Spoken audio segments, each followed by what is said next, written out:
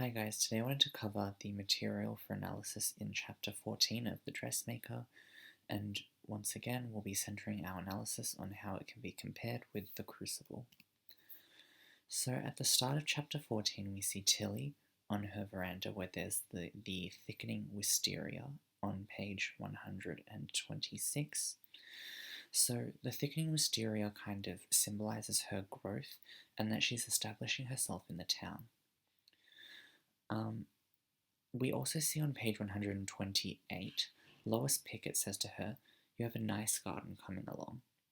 So, once again, the garden is a symbol for her growth because it's something that she tends to and nurtures and it grows. Okay. We also see the silos being filled with sorghum and wheat dust kind of flying everywhere, and it's described as suffocating. So the grain entrapment that occurs later on is kind of already foreshadowed, especially for people who know what grain entrapment is. They already know when Teddy's going to jump into the silo that he's going to die. So here's the thing, even for people who don't know about it, but for people who are revisiting this text, even if they didn't know about grain entrapment from the beginning, it's something that you can really appreciate about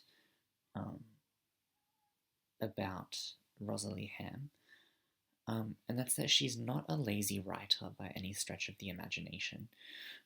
Everything that she does, there's set up for it and there's a consequence for it, right? So nothing kind of just happens out of the blue. What I will say though is that there is one moment that I think is slightly lazy, and that's that if all of a sudden Molly Dunnage just gains this moment of clarity before she dies. So, if you can hear that in the background, that is my neighbor's cat. She is not having a good day. I don't know what's going on there. But anyway, the townspeople now need something from Tilly, or more accurately, they want something from her. She now has a role to occupy in their society. So you start to see that they're beginning to employ social niceties on her. So they say, "You've got a good view up here, a nice little garden coming along." They call her, or in the case of Miss Prudence Dim calls her, quote unquote, Little Myrtle Dunnage.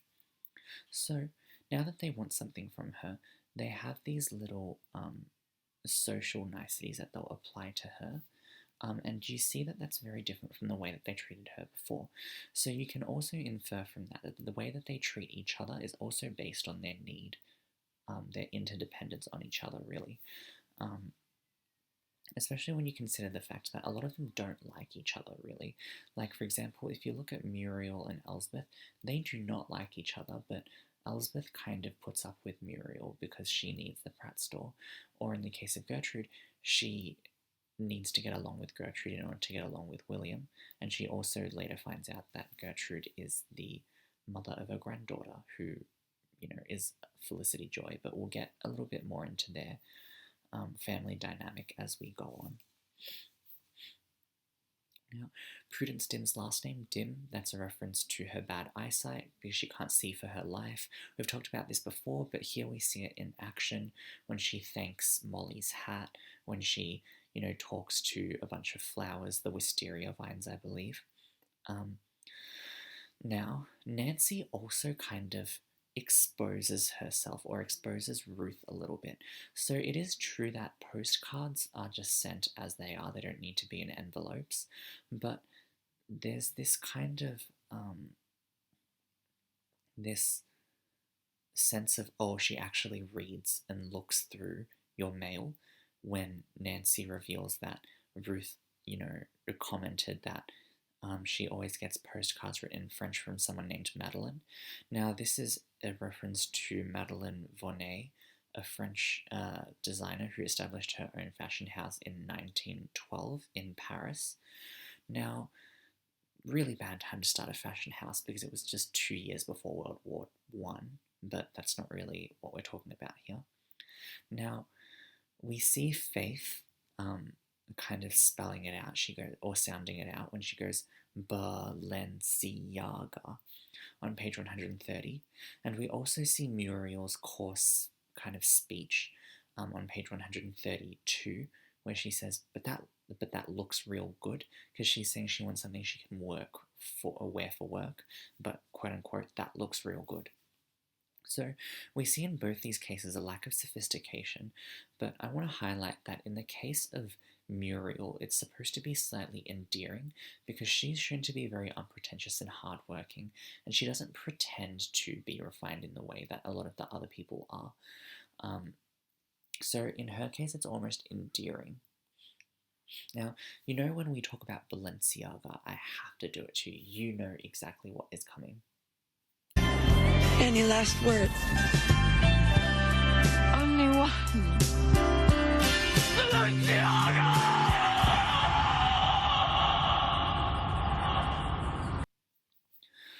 Now, in chapter 14, we also see Faith getting a dress made for her.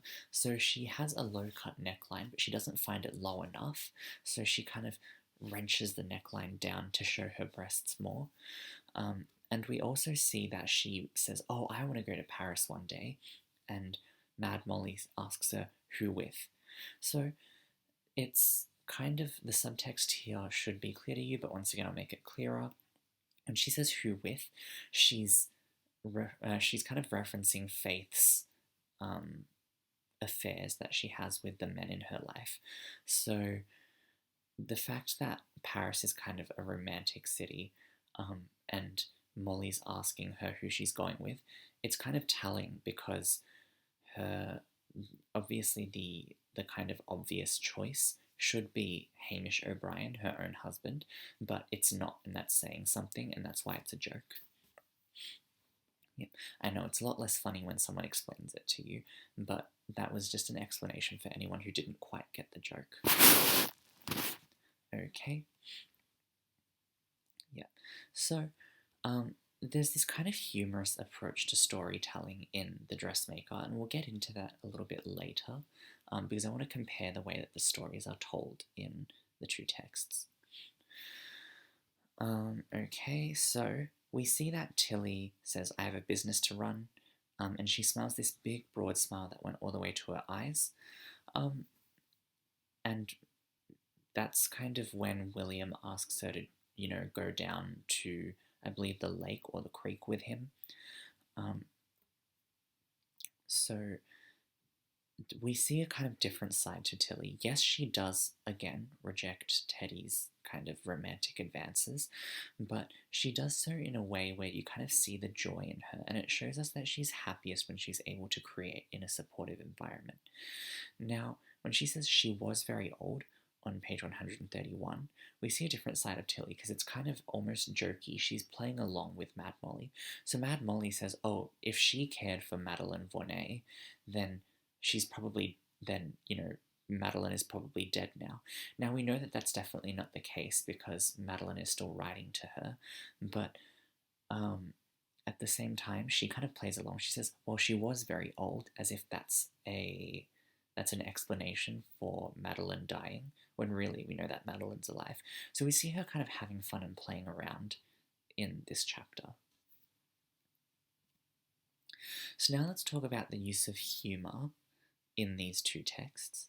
So in The Dressmaker, humour kind of comes from irony, and it comes from jokes that are at the expense of unlikable characters. And a part of the reason why that's acceptable is that these aren't real people. These characters are just caricatures of unlikable people, and many of them aren't very well fleshed out. They're often one-dimensional. There are a few exceptions, but those ones are the people who we don't really need to hate as much as we need to with the others. For example, people like Evan Pettyman, Stuart Pettyman, Mr. Almanac, Beulah Harradine. Those people only have one dimension to them, and there's nothing else to them, and that's part of the reason why their misfortunes can be joked about. Now, in the Crucible, irony is also used. It's not for comedy, it's actually for tragedy. So, in the case of Elizabeth and John Proctor, Elizabeth kind of ironically condemns John by attempting to protect his honor, and in a lot of the cases there's this kind of irony in that there's no correct choice in what to do. So these people try so hard to do what's right, and despite this they're condemned, and once they're condemned they're actually forced to do something wrong. So this kind of illusory sin is now leading to a scenario in which there is no correct choice and they must, well, by their own standards, sin. So another part of the reason why humor isn't used in the Crucible is because the characters are based on real people and groups, and it's about a real historical atrocity.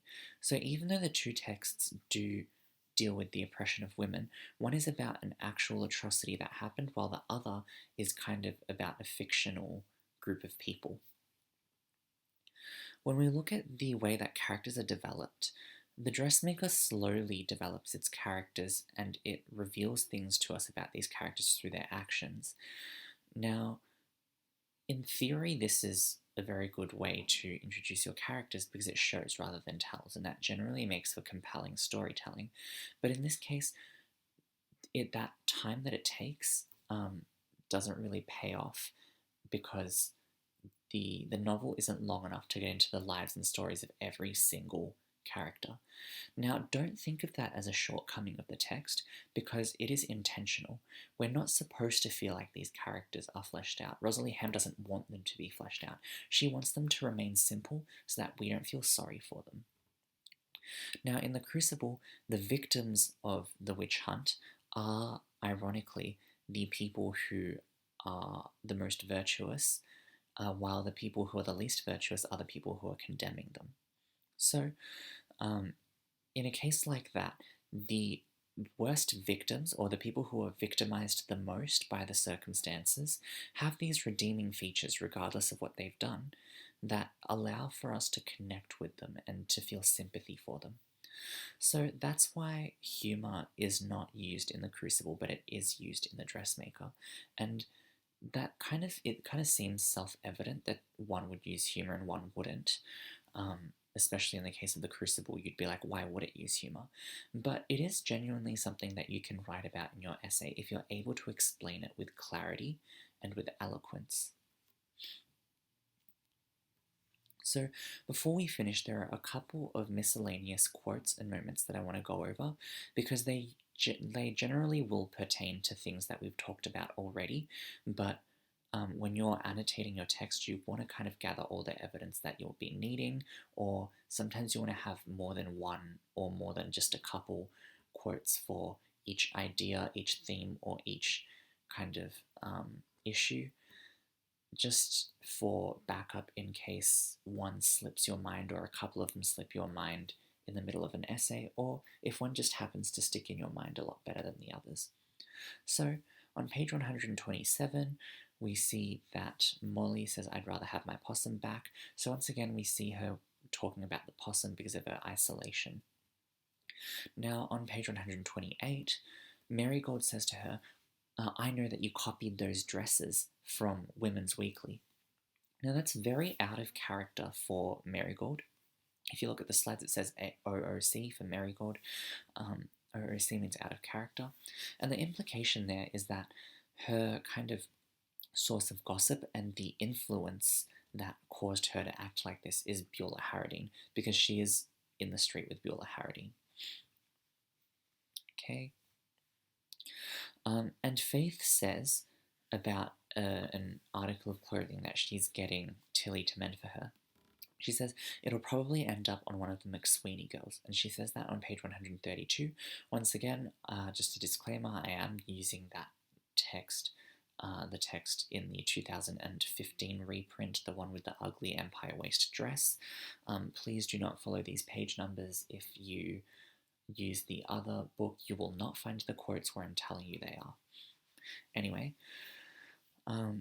so there's this sense that they're less than the rest of the townspeople, or they have less. And that's why she feels like it's okay to speak about them that way. And we see a lack of regard in the way that she's talking about the McSweeneys, because she knows that Tilly has a connection with the McSweeneys, yet she still talks about them as if it doesn't matter whether or not they found out, because they're outcasts. But implicit in this interaction is something a little bit more important than that. It's that Tilly is being let in on their kind of social circles, and that's something that I talked about a little bit before, when I talked about them using and employing social niceties when interacting with Tilly in this chapter.